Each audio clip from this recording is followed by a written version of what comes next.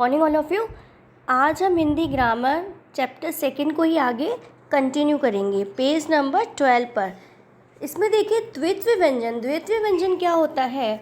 जब एक वर्ण दो बार मिलता है तो उसे द्वित्व व्यंजन कहते हैं। जब कोई वर्ण दो बार मिलता है, एक ही वर्ण दो बार मिले तो वहाँ द्वित्व व्यंजन होता है। जैसे देखिए बच्चा, ये क्या है? व्यंजन दो बार मिल रहा है। बच्चा, कुत्ता और गन्ना, ये क्या है? सब द्वित्व व्यंजन। आगत व्यंजन अरबी, फारसी, अंग्रेजी भाषाओं से आए कुछ शब्दों के शुद्ध उच्चारण के लिए हिंदी में ज, फ नीचे नुक्ता बिंदी युक्त, मतलब क्या? नुक्ता किसको कहा जाता है? जैसे ज के और फ के नीचे बिंदी लगी हुई है तो उसको क्या कहा जाता है? नुक्ता या बिंदु युक्त वर्णों का प्रयोग होता है। जैसे जरा, जेब्रा, रफू, फौरन, ये सब क्या है? आगत व्यंजन के शब्द हैं।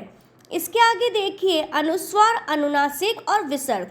अनुस्वार क्या होते हैं, अनुनासिक क्या होते हैं तथा विसर्ग क्या होते हैं वो देखिए। सबसे पहले देखिए अनुस्वार। अनुस्वार क्या होते हैं?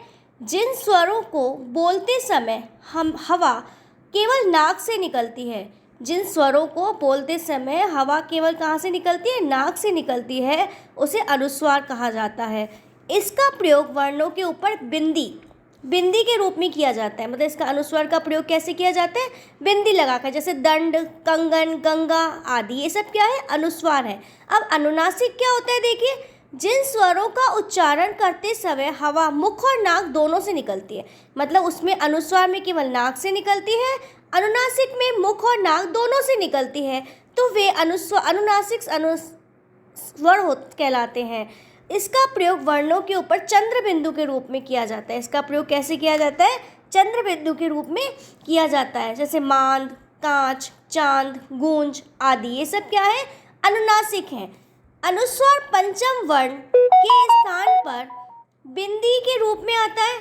अनुस्वार क्या है? पंचम वर्ण के स्थान पर बिंदी के रूप में आता है। पंचम वर्ण मतलब पांचवें वर्ण के स्थान पर बिंदी के रूप में आता है। ध्यान रखिए कि अनुस्वार के बाद जो व्यंजन हो, अनुस्वार के बाद जो भी व्यंजन हो, उसी वर्ग का पंचम वर्ण अनुस्वार के रूप में लिखा जाता है। उसी वर्ग का पंचम वर्ण, मतलब पंचम वर्ण पांचवा वर्ण अनुस्वार के रूप में लिखा जाता है। जैसे क का देखिए गंगा, फिर च में मंजन, ट का घंटा और त का क्या हो जाएगा? संतान, स, प का अम्बा। तो ये क्या हो गए?